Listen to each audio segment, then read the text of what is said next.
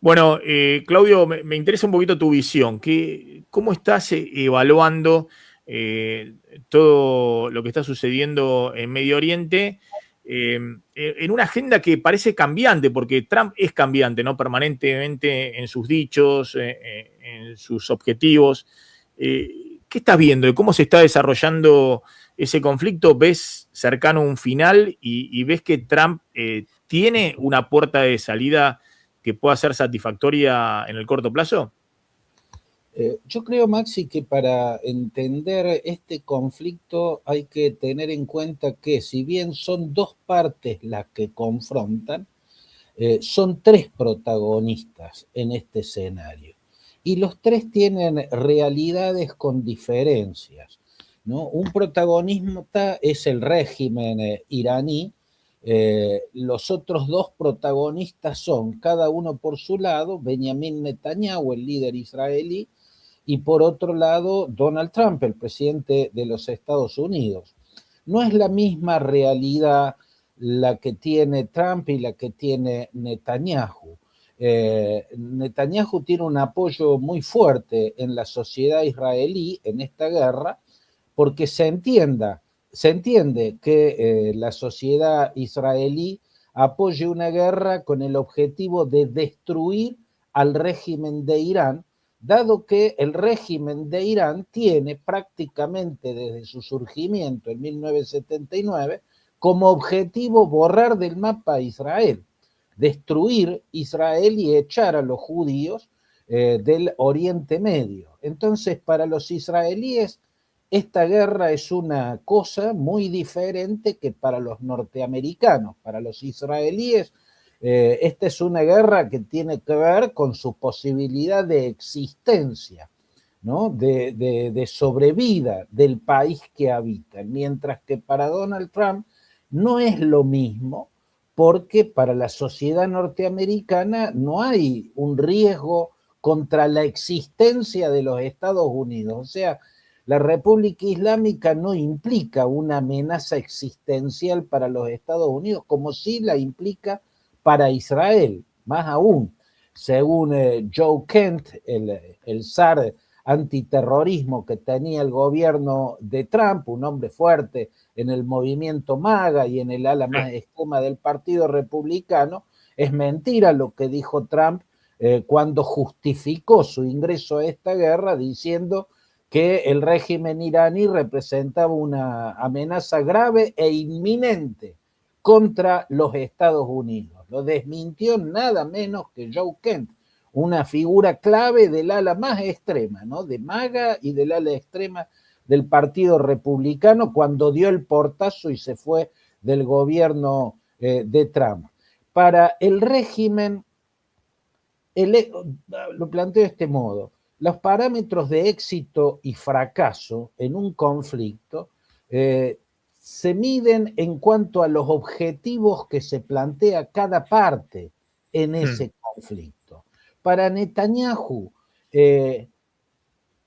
o la destrucción del régimen, o la capitulación total del régimen, o por lo menos una destrucción muy significativa del aparato militar del régimen, que es el instrumento con el que el régimen amenaza la existencia de Israel, es un objetivo planteado y por ende, si es alcanzado, se puede dar por hecho. Es en alguna medida más importante o menos importante, pero en alguna medida será un éxito.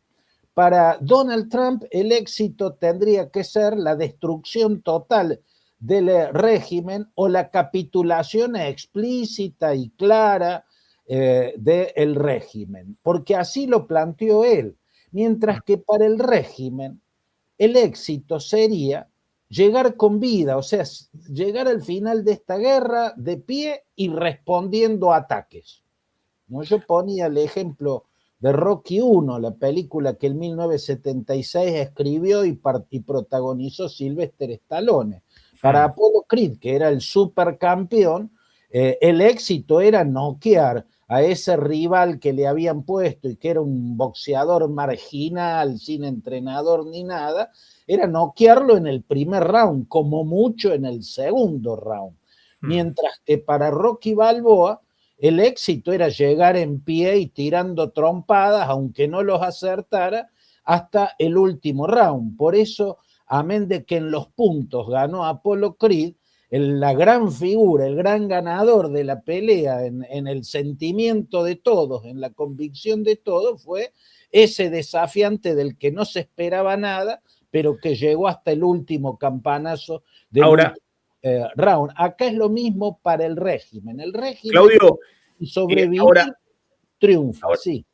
ahora, está claro lo que planteas, ¿no? Y de hecho se refleja, tengo entendido, también en las encuestas, ¿no? En Israel, donde Netanyahu tenía todo un frente interno muy importante y en este caso tiene el apoyo con encuestas fuertes. Y al revés, Trump. Hay un rechazo mayoritario a la guerra en Estados Unidos. Incluso Trump se juega una movida muy importante porque se le abren sectores muy relevantes del movimiento MAGA, mediáticos, influencers, funcionarios, que son ultraconservadores, es su electorado típico, ¿no? Entonces, algunos hasta dicen Trump que es un típico populista en muchas cosas. Acá se juega una partida casi como una persona de Estado, digamos, porque está claro que no se está viendo beneficiado por esta jugada de la guerra, ¿no? Hay otros intereses detrás, no es el típico interés que siempre ha tenido Trump de hacer gestos a su electorado, ¿no? Hacer gestos fuertes a su electorado con tinte populista. Ahora, ¿qué ves ahora? Porque Trump, lo mostramos recién hace un rato, dice, bueno, estamos negociando con uno de los líderes del régimen. Le pregunta, ¿y quién es? Dice, no puedo decir porque no quiero que lo maten. No es el hijo de Jamenei, que no se sabe si está vivo, pero estamos negociando. Él cree que se va a llegar o transmite, algunos dicen, bueno, también está viendo cómo aplaca a los mercados permanentemente. Él dice que se puede llegar en esas negociaciones a una resolución. ¿Cuáles crees que serían los términos o podrían ser los términos para que Trump tenga una puerta de salida, ¿no? Porque Trump tiene elecciones este año y una puerta de salida Trump ha mostrado siempre en todos los conflictos. ¿Cuáles debieran ser los términos? ¿El cambio de régimen en Irán u otra cosa? Ese sería el óptimo. Ese sería el óptimo. Pero de momento parece no estar a su alcance. De momento lo que hay que tener en cuenta es que Trump exagera triunfalismo para llenar con palabras el vacío que se produce en los hechos, ¿no es cierto? O sea, no hay señales todavía de que el régimen se derrumbe, lo que está a la vista es que el régimen se había preparado en dos escenarios, en el escenario político, convirtiéndose en un organismo como son los carteles del narcotráfico. Cuando lo decapitan, le crece automáticamente otra cabeza y están preparados en 3 o 4 dimensiones para que cabeza que le corten, cabeza que le nazca. Por otro lado, tenía preparado una suerte de separación del aparato militar en distintos núcleos repartidos en el territorio, que es un territorio inmenso, cada uno con una gran cantidad de misiles y de lanzadoras de misiles, de drones y de lanzadoras de drones, que casi que están actuando autónomamente y que probablemente muchas estén desconectados entre sí, ¿no? Esa atomización, esa división de las fuerzas en el territorio es lo que le está permitiendo seguir respondiendo golpe con golpe y aún mantenerse en pie, dar señales de que el régimen sigue existiendo. Por otro lado está que Trump se equivoca muy seguido. Por ejemplo, yo cuando apareció Trump públicamente diciéndole al régimen no se le ocurra nombrar a Muqtada Jamenei como sucesor de su padre, porque yo no lo voy a aceptar, yo tengo que participar. Yo en ese momento me acuerdo en uno de los medios de los que soy columnista, planteé, bueno, acaba de ungir Donald Trump a Muqtada Jamenei, porque no tenía todas las cartas a su favor el hijo del anterior ayatolá máximo. La primera porque si bien se cree que ser el hijo de Ali Jamenei ya le abría la puerta, era exactamente al revés, porque el régimen había dicho siempre que en la república nunca ocurriría lo que ocurría en la monarquía que terminó en 1979, donde las personas heredaban el trono por el solo ser el hijo del que gobernaba antes.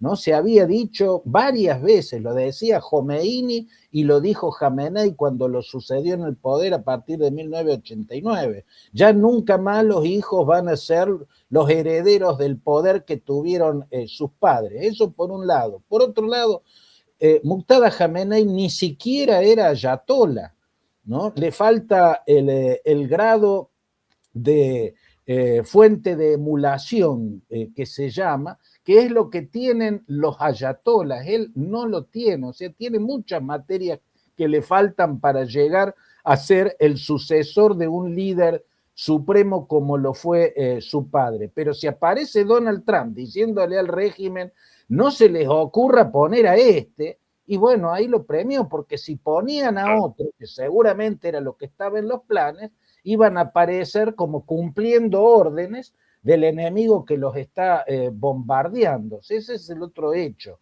Se equivoca muy seguido Donald Trump. Es negligente, aunque no parezca, y para colmo está muy mal asesorado. La Casa Blanca de Trump no es como es siempre la Casa Blanca, donde están como consejeros las mentes más lúcidas y más preparadas. Trump está rodeado de olfatanes. En el primer de amigos. Claro, y de gente leales. que dice lo que él quiere escuchar. En este momento, las señales que está dando, por ejemplo, haber anunciado que le daba 48 horas y si no, para que desbloquee el estrecho de Hormuz, si no iba a destruir toda la red energética iraní. Y cuando se cumplen esas 48 horas, en lugar de lanzar el ataque, aparece diciendo, estamos en contactos directos que tienen buenas señales, por lo tanto vamos 5 días más, posponemos ese ataque 5 días más. Bueno, era mentira, lo desmintió el régimen iraní, no existían esos contactos directos. Contactos indirectos hay siempre, ¿no? Pero los contactos directos que mencionó no se estaban dando. Y por otro lado, lo que era evidente es que Friedrich Merz, el canciller alemán, un día antes le había dicho a Trump, mire, la idea de bombardear y destruir el parque energético iraní es mala por dos razones. Primero, porque sigue castigando a la sociedad civil iraní, que es la que usted quiere que se levante en rebelión y voltee el régimen, ¿no? Mientras más la castigue usted, menos caso le va a hacer. Y segundo, porque va a devolver el golpe el régimen, y ya lo ha dicho, devastando las redes energéticas de todos los países árabes, y eso va a acrecentar la crisis energética, que es lo que golpea en la economía global y se vuelve una gigantesca presión sobre Trump para que le ponga fin a la participación norteamericana, por lo menos, en esta guerra. Esa parece ser la realidad y yo la describo, o me da la impresión de que es, Maxi, como ver a Trump deambulando errático en lo que empieza a descubrir como un laberinto, ¿no? Netanyahu lo llevó a un laberinto en el que todavía no encuentra la salida, pero cada vez crece más su ansiedad por encontrarla rápido, porque por ponerle fin rápido a este conflicto, porque sabe que la prolongación de conflicto y el daño que le causa a la economía global a través de la crisis energética es directamente proporcional a la licuación de su liderazgo en el mundo y sobre todo en los Estados Unidos, donde tiene una elección en puerta que es la de medio término en noviembre. Vos sabés que sobre eso que estabas comentando, sobre lo que hizo Trump el fin de semana, hoy en día, dentro de lo que es la tragedia de la guerra y el drama, ¿no? del mundo, con lo que está sucediendo, y en particular también de la población civil, ahí ocurrió esto, ¿no? Ahí hay una cuenta que una de las cuentas verificadas tiene como 200.000 seguidores, supuestamente de un sector militar iraní, que tomó el tuit de Trump, en el cual decía que estaba contento en anunciar que se habían iniciado negociaciones con Irán y que esto que después dio marcha atrás respecto a su ultimátum, diciendo que eso llevaba a que durante 5 días no iba a bombardear plantas energéticas. Y en esta cuenta le dicen, usted está negociando con nosotros desde hace 2 días, pero su amenaza con el tuit anterior fue 24 horas, hace 24 horas. Es decir, estaba negociando con nosotros y nos hizo la amenaza hace 24 horas. Sí. ¿Qué quieren mostrarle? Que en realidad Trump dio el ultimátum y al darse cuenta que volvía como un boomerang con la amenaza inmediata de Irán diciendo voy a bombardear toda la energía, todas las plantas de energía de los países aliados de Estados Unidos, las plantas potabilizadoras de agua y distintas fuentes de infraestructura civil, era un boomerang que podía generar un caos en la región, ¿no? Entonces, Trump salió rápidamente a decir que estaba en negociaciones con el régimen de Irán, ¿no? Sí, yo creo que Trump está perdiendo aceleradamente credibilidad en su palabra, está desgastando aceleradamente la credibilidad de su palabra, que ya solo estaba reducida, digamos, al sector conservador de la sociedad norteamericana y ahora ya incluso empieza a desgastarse en el sector ultraconservador de la sociedad norteamericana, que es donde está su núcleo duro. Ahora, Claudio, te hago una pregunta respecto a eso, ¿no? Pues más allá de Trump, que la verdad que es un personaje muy peculiar, con características a veces de los líderes latinoamericanos que hemos visto, ¿no? Todos están asombrados de cómo Estados Unidos ha degradado en cierto sentido su institucionalidad, ¿no? Una potencia mundial que siempre tenía, no sé, instituciones fuertes, ¿no? Una cancillería y un departamento de Estado con todos los think tanks atrás, obviamente el departamento de defensa, es decir, en muchas cosas Estados Unidos no era por tal o cual presidente, era Estados Unidos por una construcción institucional muy fuerte a lo largo de 200 años. Trump rompe con todo eso, ¿no? Y rompe también con Naciones Unidas, con los organismos internacionales, con todo el consenso de Washington que tuvo la oleada post Segunda Guerra Mundial y después en los 90, ¿no? Con la globalización y el liberalismo. Ahora, más allá de Trump, algo pasa con Estados Unidos que se mete en algunos conflictos donde hay una falla en el análisis del adversario desde el punto de vista cultural, porque algunos hacían el hilo, ¿no? Claramente Irán, a mí me criticaron mucho ayer en el chat, porque yo decía, bueno, estás frente a un adversario que, yo dije irracional y lo reparo, porque que no tiene la racionalidad de Occidente. Pero creo que también pasaba en Afganistán, obviamente eso pasó también en Vietnam, más allá de la participación de los soviéticos, donde Estados Unidos se mete en una confrontación y Trump sobre todo, en las negociaciones típicas de Trump con, no sé, con Europa, con los países latinoamericanos, y está frente a un adversario o contra un enemigo que tiene otra racionalidad totalmente distinta de cómo se piensa en Occidente. Sí, yo diría otras lógicas, ¿no? En eso Estados Unidos no es la primera vez que falla, creo que de los ejemplos que pusiste, el más contundente en el pasado era Vietnam. Ahí debió aprender que en los conflictos, sobre todo cuando son guerras asimétricas, la lógica es otra. Entonces es como un partido de fútbol donde no gana el que hace más goles, sino el que tal otra cosa. En los conflictos asimétricos, Vietnam fue la primera lección clara y contundente de que no gana quien provoca más víctimas en el enemigo, sino el que queda al final de la guerra más cerca de los objetivos que se había planteado. los norteamericanos, los marines que comandaba el general Westmoreland en Vietnam, mataron 3 millones de vietnamitas, y los Vietcong y los Viet Minh mataron solo 58.000 marines norteamericanos. La cifra diría, pero de una manera abrumadora, que ganaron los norteamericanos. Sin embargo, la historia, y todos sabemos que ganaron los Vietcong, y ganó Ho Chi Minh, el Viet Minh, y su genial estratega, el general Van Nguyen Giap. A esa lección parecía haberla aprendido Estados Unidos. En otros conflictos se movió con esos cuidados, logró obtener un triunfo el más parecido a lo que Sun Tzu, el gran estratega de la antigüedad china y filósofo también, llamó como el mayor arte de la guerra. El mayor arte de la guerra es vencer al enemigo sin haber luchado.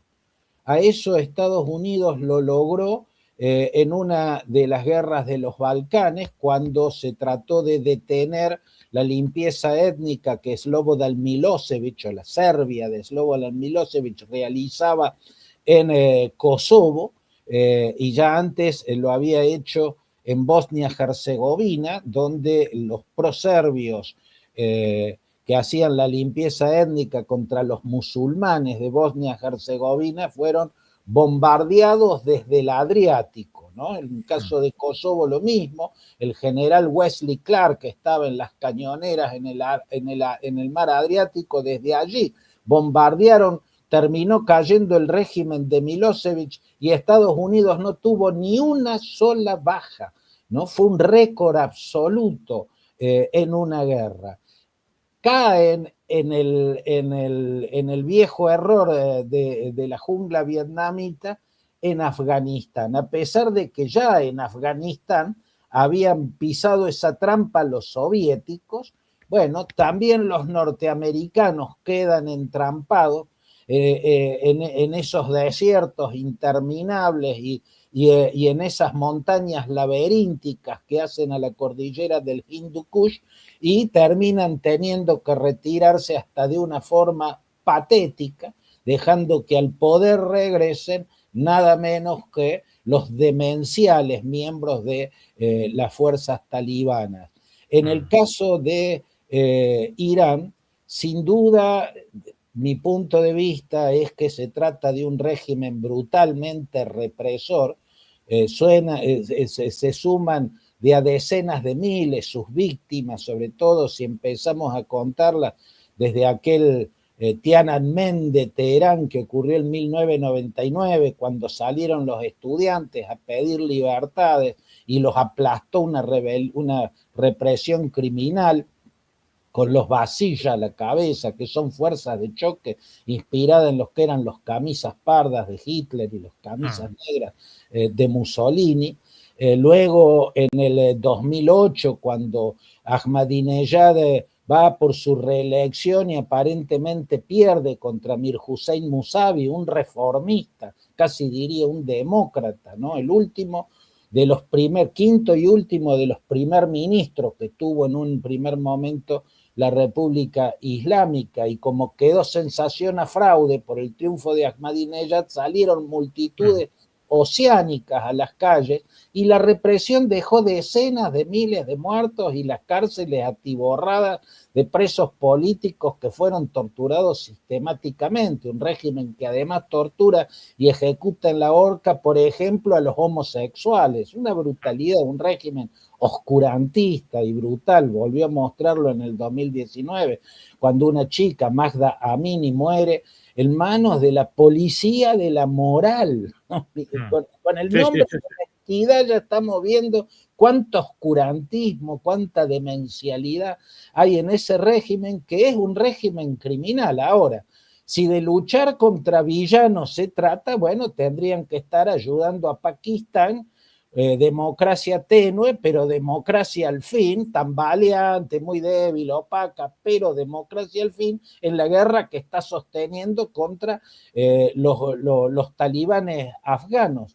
¿no? O tendría que estar, también lo digo por la Argentina, cuyo presidente muy alegremente hace política en primera persona, como si tuviera el mandato para hacerlo, ¿no? Habla como un soberano cuando se trata de un mandatario, o sea, alguien que tiene que cumplir un mandato. El mandante es la sociedad, y la verdad es que en el mandato que le dio la sociedad, una guerra en el Oriente Medio no aparece por ningún lado, ¿no? Entonces, en esto creo yo que si de ayudar o de luchar contra villanos se trata, bueno, mandemos soldados a Ucrania para defender a los ucranianos del invasor ruso liderados por ese déspota tan criminal que es Vladimir Putin. Bueno, yo creo que acá Trump se metió en un atolladero, se metió en un laberinto y ahora lo vemos buscando la salida, cada vez más apurado porque Está se viene claro. noviembre y se vienen las urnas de Sí. noviembre, y se metió generando o aumentando la sospecha o la pregunta de por qué hay dos líderes en el mundo que pueden gravitar sobre Trump y hacerlo hacer lo que ellos quieran. Uno es Vladimir Putin, el otro es Benjamin Netanyahu. Esa pregunta, creo yo, ha crecido enormemente en lo que va de esta guerra en el Oriente Medio, Maxi. Claudio, clarísimo. Muy breve, ¿vos crees que en algún momento Trump, el petróleo a $100 por mucho tiempo es una catástrofe para la economía mundial, es la estanflación, ¿no? Es inflación eh, con caída del nivel de actividad o menor crecimiento. ¿Vos crees que en algún momento Trump está preparando, digamos, el terreno para cantar victoria y cerrar? En algún momento él dijo que iba a durar 4 semanas. Estamos creo que en la cuarta semana. Eh, y cerrar este capítulo y pasar a otra discusión. Lo que yo imagino, Maxi, es que va a tratar de lograr un acuerdo que pueda presentar como una victoria en el terreno del proyecto nuclear iraní. Al Ah, régimen iraní siempre le va a quedar decir que ellos nunca se propusieron tener una bomba atómica y que incluso existe una fatua, ¿no? Una suerte de edicto divino bendecido por Alá, emitido por un ayatollah. Una fatua existe que dice que le prohíbe a Irán tener armas de destrucción masiva como lo son las bombas atómicas. Ese acuerdo es posible, aspirará también a que haga borrar de la memoria que fue él quien empeoró todo cuando rompió el acuerdo que habían alcanzado el presidente norteamericano de entonces, Barack Obama, con el presidente iraní de entonces, que era un moderado, Hassan Rouhani, un acuerdo en cuyas negociaciones estuvo Ali Larijani, recientemente muerto en uno de los bombardeos. En ese acuerdo del 2015 se establecieron los controles por parte de la Agencia Internacional de Energía Atómica que conduce Rafael Grossi, y se estaba cumpliendo lo que establecía ese acuerdo cuando llegó Trump y decidió patear el tablero, y a partir de entonces fue que Irán empezó a enriquecer uranio a niveles peligrosos, llegó a un enriquecimiento del 60%, acercándose al 90% de enriquecimiento que se necesita para producir armas nucleares. Todo eso tal vez no hubiera ocurrido si Trump no hubiera roto un acuerdo que hasta ese momento Irán estaba cumpliendo. Bueno, ahora está tratando de volver a la fase previa a que él patear el tablero del acuerdo entre Obama y Rouhani. Pero creo que si logra eso, si logra remendar su error, lo va a presentar de manera rimbombante como una gran victoria, y con eso va a tratar de encubrir y salir decorosamente de esta guerra que se ha convertido para él en un laberinto. Claudio, gracias por sumarte al stream de Hora Play, muy amable como siempre.